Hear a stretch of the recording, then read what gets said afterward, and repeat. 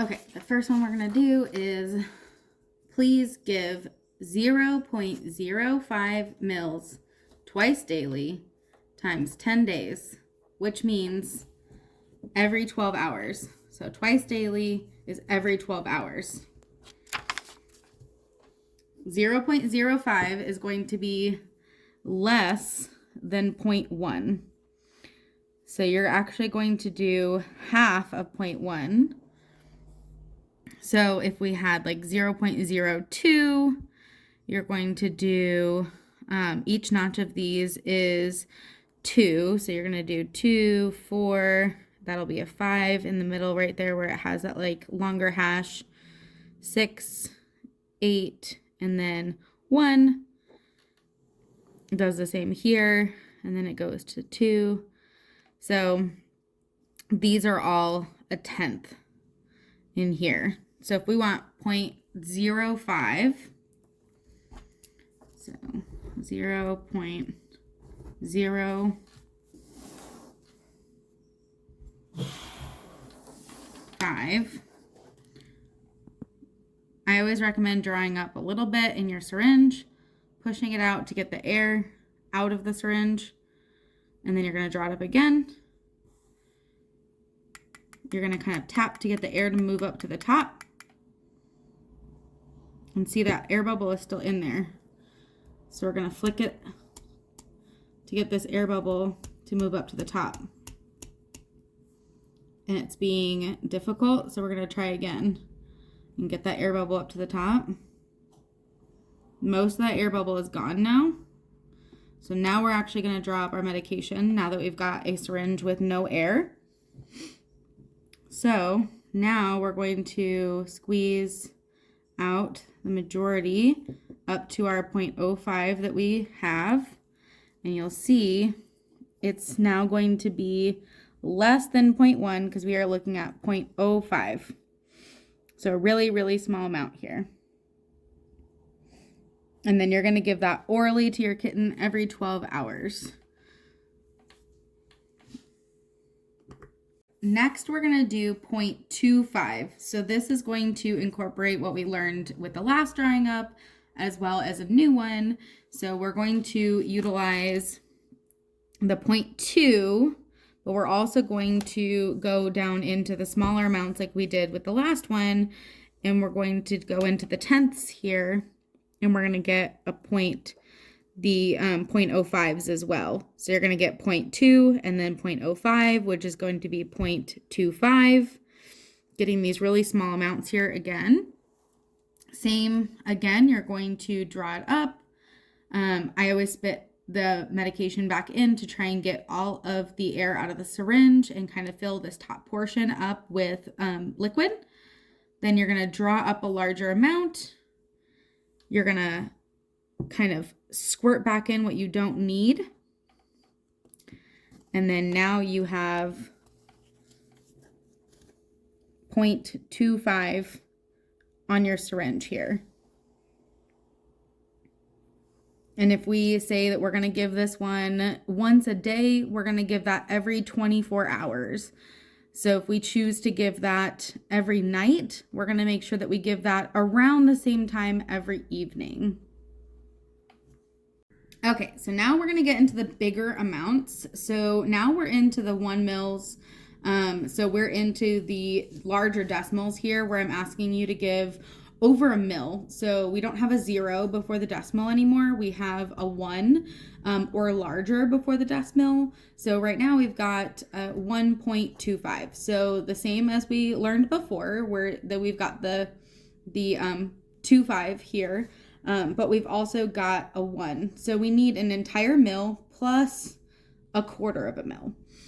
So what we're going to be doing is we're going to be at least drawing up the 1 mil. And then you can see here we've got 1.5. So we want to make sure that we are directly in the middle of 1 mil and 1.5, because 1.25 is directly in the middle of a mil and a mil and a half. So these are 0.2 each. So we're just going to make sure that we are directly in the middle of all of these. So when we're drawing up our medications, we're going to, again, drop a little bit. We're going to spit it back out so that we get all of the air out, and we're filling up this top portion with medication. We're going to draw it all up again, make it a little bit easier. If you've got a little bit of an air bubble, you can tap, and you'll see I brought it up to the top. So I'm going to draw back some air. I'm going to spit the air bubble up to the top here, and put any medication that I'm spitting out back in here so I'm not wasting anything. Now once I'm going back to the 0.25, I'm going and squirting it back out to get 1.25.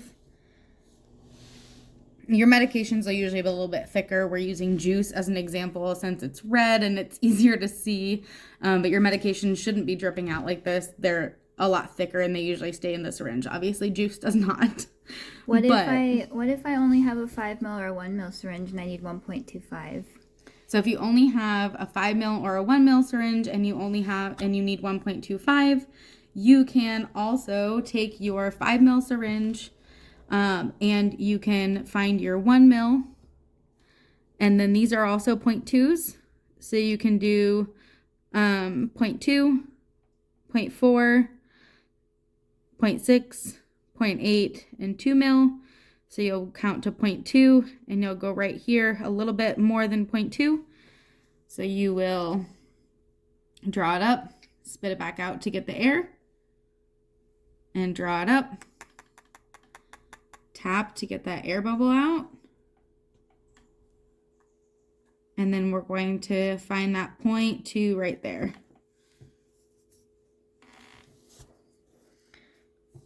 So we're going to go a little bit over that 1 ml mark if we've just got a 5 ml syringe. If you only have a 1 ml and you're being asked to give 1.25, you're going to draw it all the way up to the 1 ml. You're going to give that orally to the patient. And then you're going to give another 0.25 like we learned in the first dosing. Thank you. Okay, so we're going to do a really, really small amount now, 0.02. So this is like literally a drop of medication.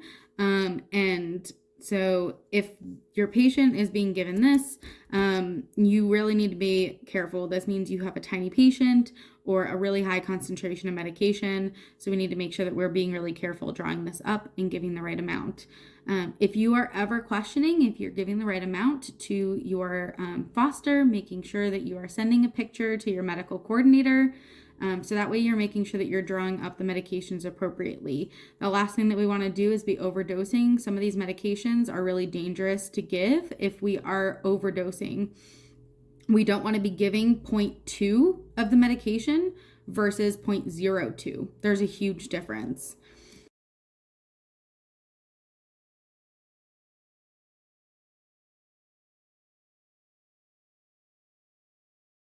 Here.